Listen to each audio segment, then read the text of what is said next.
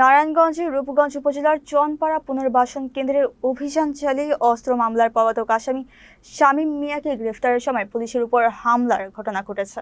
মঙ্গলবার ভোরে এই ঘটনায় অফিসার ইনচার্জ সহ 7 পুলিশ সদস্য আহত হন। হামলাকারীরা পুলিশের একটি ওয়াকি-টকি ও 2টি মোবাইল ফোন লুট করে এবং আটক আসামিকে ছিনিয়ে নিয়ে যায় বলে জানা গেছে। পরে পুলিশ, র্যাব ও গোয়েন্দা পুলিশের যৌথ অভিযানে শামীম মিয়ার স্ত্রী সহ 12 জনকে গ্রেফতার করা হয়। এই ঘটনায় পুলিশ 21 জনের নাম উল্লেখ সহ আরো প্রায় 200 অজ্ঞাত ব্যক্তির বিরুদ্ধে মামলা দায়ের করেছে। বর্তমানে এলাকায় অতিরিক্ত পুলিশ মোতায়েন করা হয়েছে এবং পরিস্থিতি নিয়ন্ত্রণে রয়েছে।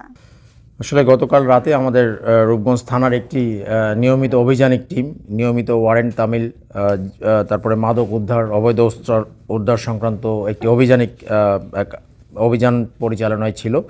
এই মুহূর্তে আমাদের অভিযানিক টিমের কাছে খবর আসে, আপনারা সবাই অবগত আছেন, আমাদের যে চনপাড়া এলাকাটা আছে এটা একটি মাদক বিস্তৃত এলাকা। এই এলাকার যে মাদকের গডফাদার, যে মাদক সাম্রাজ্যটা নিয়ন্ত্রণ করে, হত্যা, অস্ত্র সহ একাধিক বিভিন্ন মামলার ওয়ারেন্টভুক্ত আসামি শামীম, পিতা আব্দুল খালেক, সে এলাকায় অবস্থান করছে। তার নামে একটি অস্ত্র মামলা সহ আরও বেশ কয়েকটি মামলায় নিয়মিত ওয়ারেন্ট রয়েছে।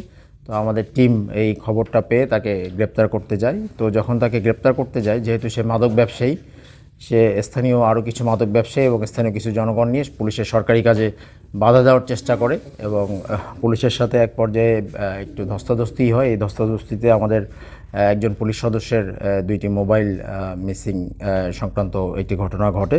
একজন পুলিশ সদস্য বলেছে আমাদেরকে তার ওয়াকি-টকিটা সে পাচ্ছে না, এটা আসলে মিসিং হয়েছে কিনা ওই ঘটনায় হয়েছে, এটা আমরা দেখছি বিষয়টা। আর হ্যাঁ, বেশ কয়েকজন পুলিশ সদস্য আহত হয়েছে, তারা আমাদের রূপগঞ্জ স্থানীয় হাসপাতালে চিকিৎসা নিয়েছে। তো আমি আগেও বলেছি, এই পুলিশের সরকারি কাজে বাধা দেওয়া আমাদের যে দেশে প্রচলিত আইন আছে, এই আইনেই দণ্ডনীয় অপরাধ। তো এই আইন অনুযায়ী পুলিশের সরকারি কাজে বাধা দেওয়ার জন্য একটি নিয়মিত মামলা রুজুর প্রক্রিয়া আমাদের রূপগঞ্জ থানায় চলমান আছে। র্যাব এবং বিজিবি পরবর্তীতে সকালে আমাদেরকে সাপোর্ট দেয়। তাদের সাপোর্ট নিয়ে আমরা পরবর্তীতে একটা ব্যাপক অভিযান পরিচালনা করেছি এবং আমাদের অভিযান এখনও চলমান আছে এবং এই অভিযানটা বেশ কয়েকদিনই চলমান থাকবে।